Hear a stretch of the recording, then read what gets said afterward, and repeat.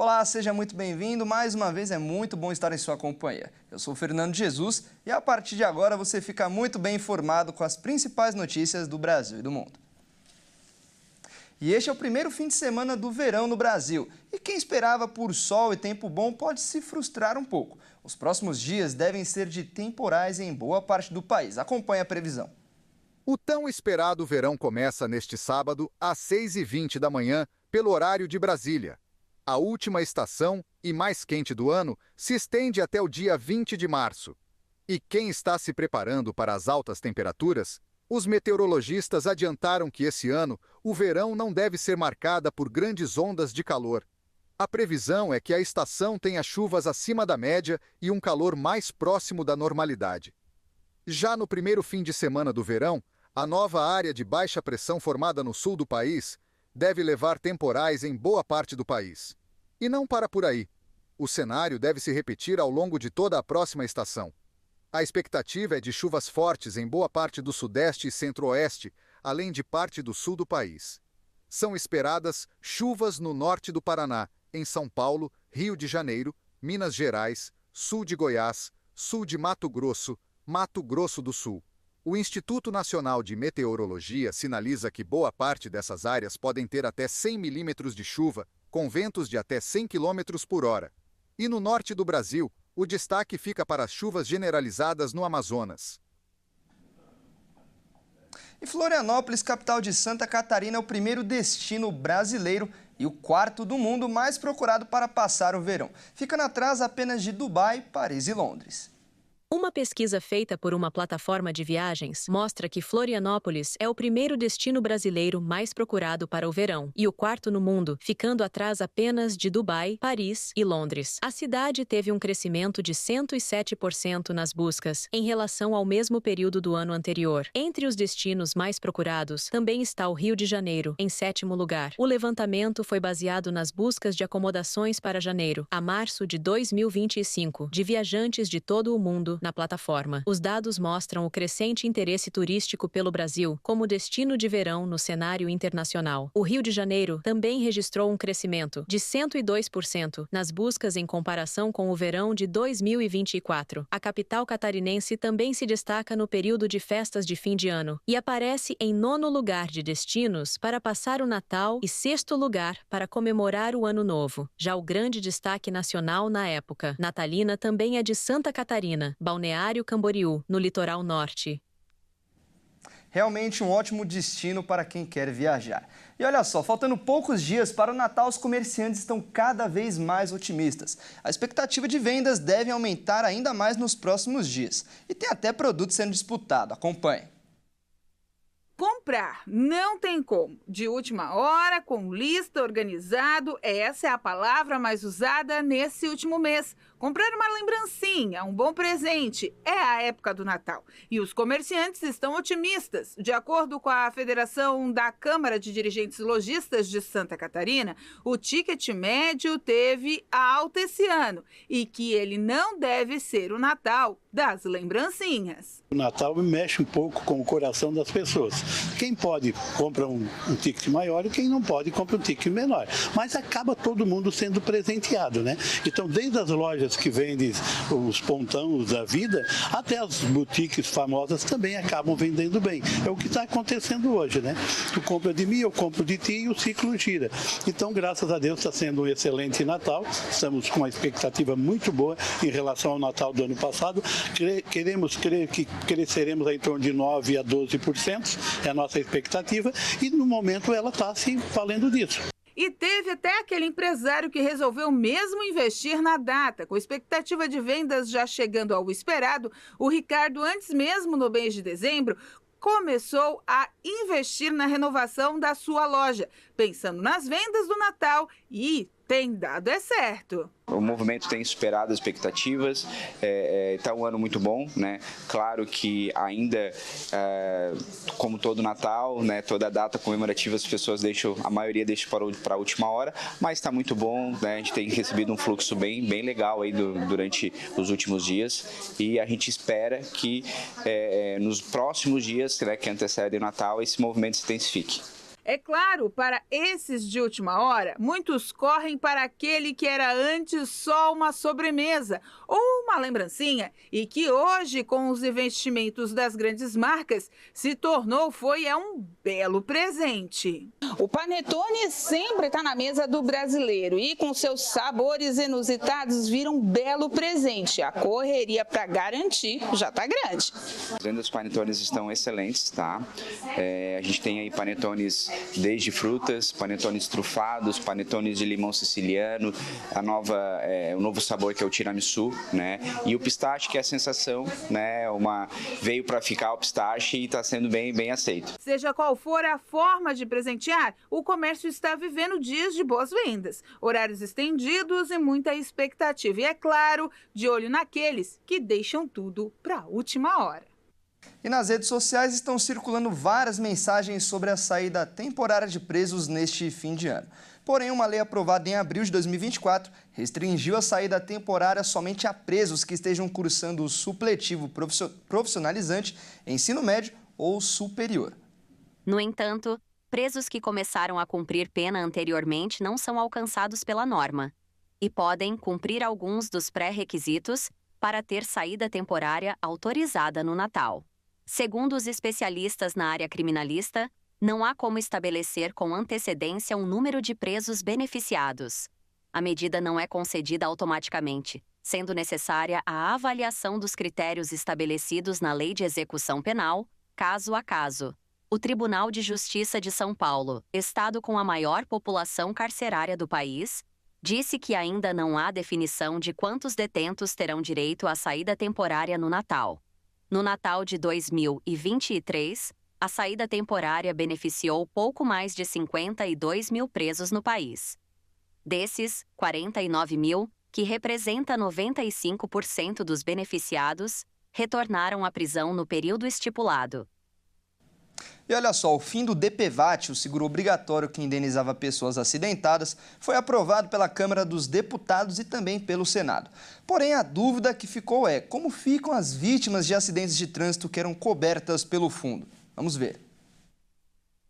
O fim do DPVAT pode deixar sem indenização as vítimas dos acidentes de trânsito, a não ser que os motoristas de automóveis envolvidos em acidentes tenham seguros privados e não obrigatórios com cláusulas específicas. Quem faz seguro particular paga, além do seguro do automóvel, o que as seguradoras chamam de casco, também o chamado danos de responsabilidade civil, que podem ser materiais para prejuízos de outros veículos envolvidos no acidente, ou pessoais, corporais, que indeniza vítimas de acidentes. Mas quem não tem esse seguro automóvel e se envolve em um acidente e atropela alguém, por exemplo, esse alguém não vai estar coberto por seguradora nenhuma.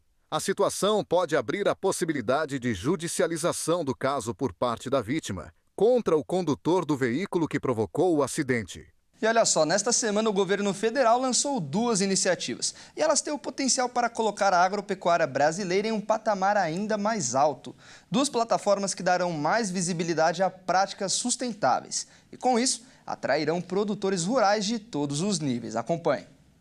A plataforma AgroBrasil Mais Sustentável e o Plano Nacional de Identificação Individual de Bovinos e Búfalos vão aumentar a transparência da cadeia produtiva e agregar ainda mais valor à produção nacional. Com isso, o Brasil, que já é líder global na produção e exportação de soja, milho, carne bovina e tantos outros produtos, poderá expandir ainda mais o acesso aos mercados mais exigentes do mundo.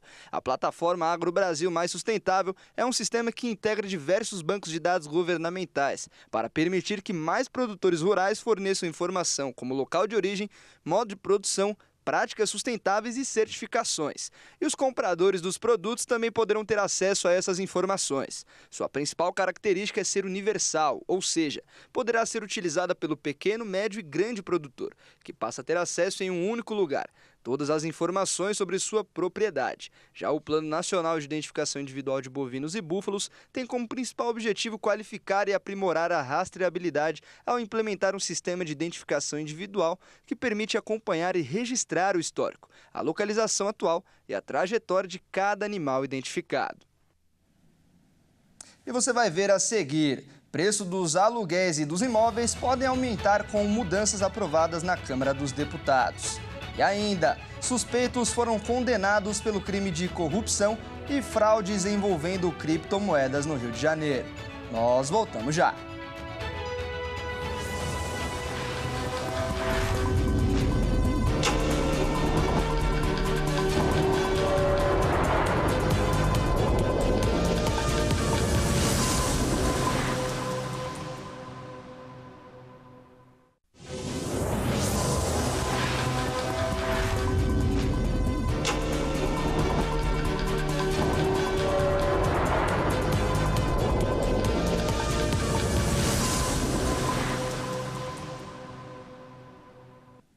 E nós estamos de volta com mais notícias para você.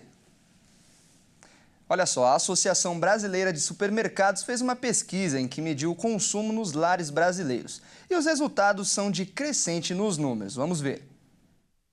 O consumo nos lares brasileiros, medido pela Associação Brasileira de Supermercados, a Abras, cresceu 7% em novembro, na comparação do mês anterior. Em relação a novembro de 2023, a alta é de 4,40% e no acumulado do ano, 2,85%. O resultado inclui os formatos de lojas do tipo atacarejo, supermercados convencionais, lojas de vizinhança, hipermercados, minimercados e comércio eletrônico. Todos os indicadores são deflacionados pelo Índice Nacional do Preço ao Consumidor Amplo, IPCA, medido pelo Instituto Brasileiro de Geografia e Estatística, o IBGE. As promoções da Black Friday ajudaram a impulsionar as vendas de novembro, que contaram também com o pagamento do 13º salário, aumentando o volume na última semana do mês de novembro. O aumento do emprego formal, a liberação de 1,3 bilhões para aposentados a partir de julho e o pagamento de 27,7 bilhões do PIS/PASEP também contribuíram com a alta. Também os lotes residuais do Imposto de Renda, do Bolsa Família e a liberação de 2,4 bilhões de requisições do pequeno valor para aposentados e pensionistas ajudaram a movimentar e aumentar essa conta.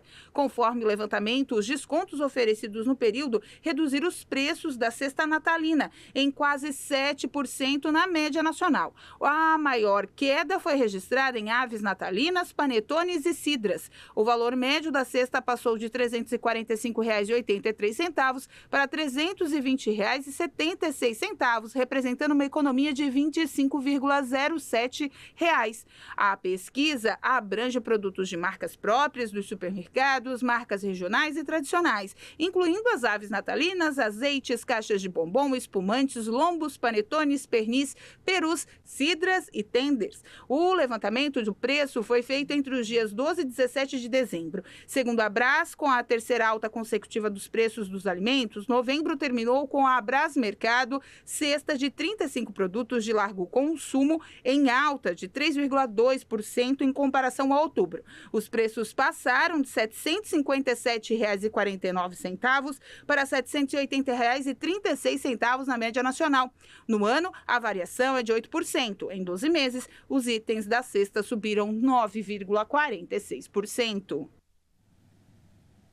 E as mudanças aprovadas pela Câmara dos Deputados na regulamentação da reforma tributária foram bem recebidas pelo setor imobiliário. Porém, a possibilidade de aumento no preço dos imóveis e também dos aluguéis. Vamos conferir. As mudanças previstas com a reforma tributária podem encarecer mais os valores dos imóveis por conta de um leve aumento de carga tributária, apesar dos redutores propostos para o segmento no texto da reforma. O texto foi aprovado pela Câmara, ainda pode ter trechos vetados pelo presidente Lula. Um levantamento recente, feito pela Câmara Brasileira da Indústria da Construção, indicou que a carga tributária que incide atualmente sobre o setor imobiliário varia entre 6% e 8%. O novo texto ainda estabelece que as operações imobiliárias de pessoas físicas ou jurídicas serão tributadas com os impostos municipais e estaduais, mas traz algumas mudanças importantes em relação à primeira versão do projeto. Uma delas, por exemplo, estabelece que as pessoas físicas que, por ano, arrecadarem abaixo de R$ 240 mil com o aluguel de imóveis não serão tributadas. Além disso, o projeto cria 2 redutores, um social e o das alíquotas de tributação para ajustar a carga tributária do setor e o corte na alíquota dos impostos dos estados e municípios. Vale lembrar que as mudanças previstas pelo texto da reforma tributária não são imediatas. O regime será totalmente implementado em 2033, depois de uma transição gradual que deve iniciar em 2026. E o número de pessoas que moram sozinhas tem aumentado cada vez mais. De acordo com o IBGE, quase 1/5 dos lares brasileiros tem apenas um morador.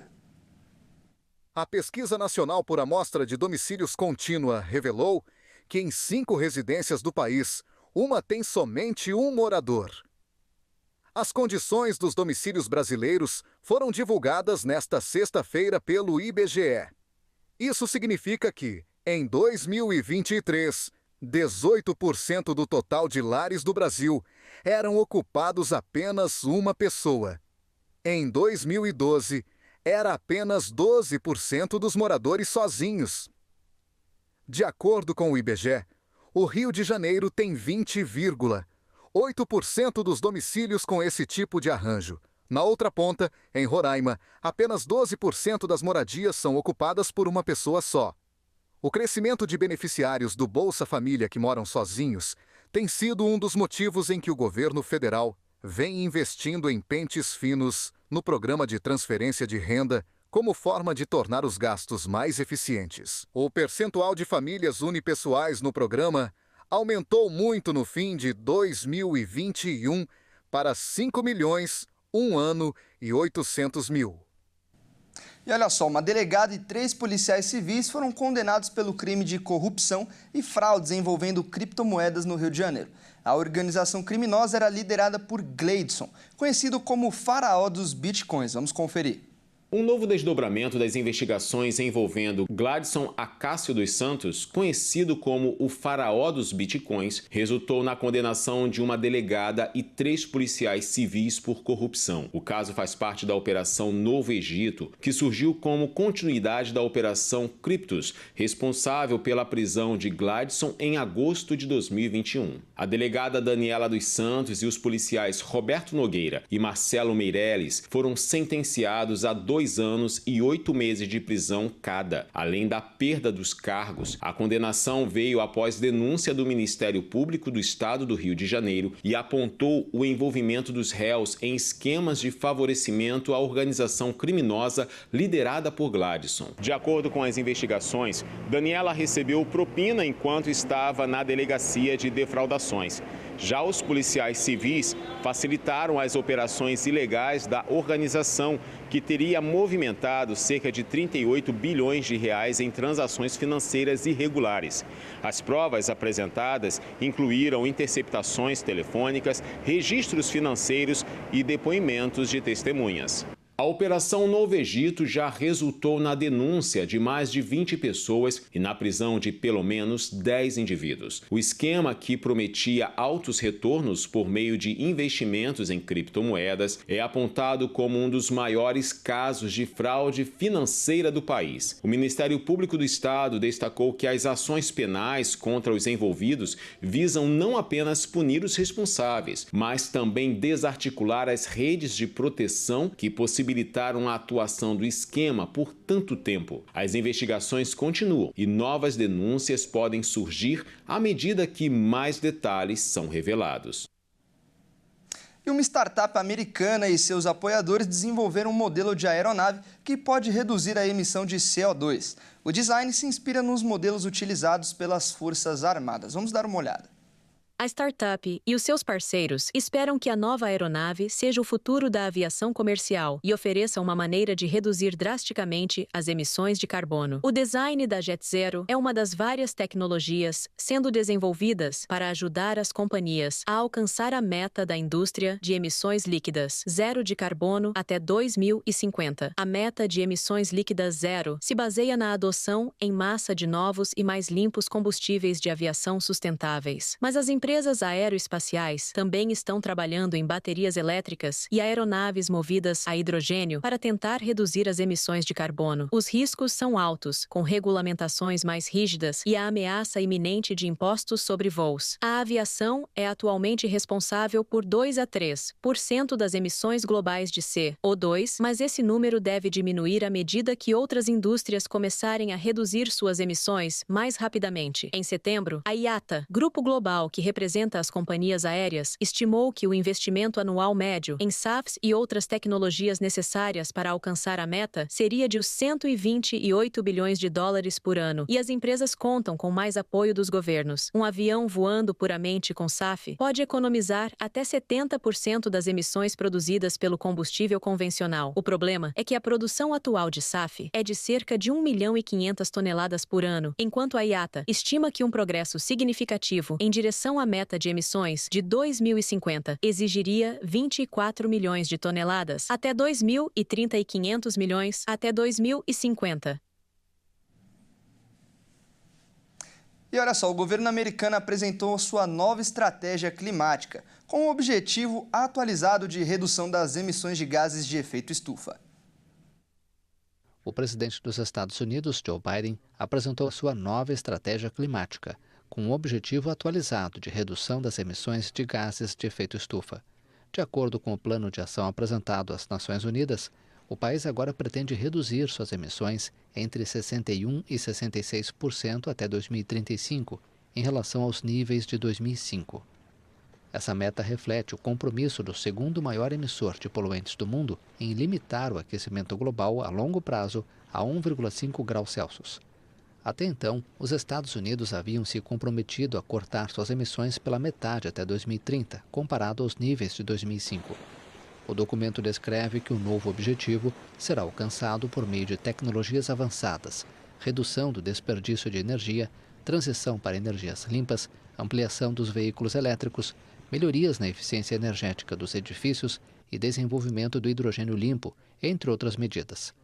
Mas o legado climático de Biden está em risco. Donald Trump, um cético das mudanças climáticas e defensor dos combustíveis fósseis, prometeu durante sua campanha explorar ao máximo, contrariando a política de transição energética de Biden. Espera-se também retrocessos nos compromissos internacionais, incluindo o Acordo de Paris. E essa edição fica por aqui, eu agradeço demais a sua companhia. Continue ligado na nossa programação e acompanhe a gente também no YouTube. Um ótimo fim de semana para você e boas festas. Até mais!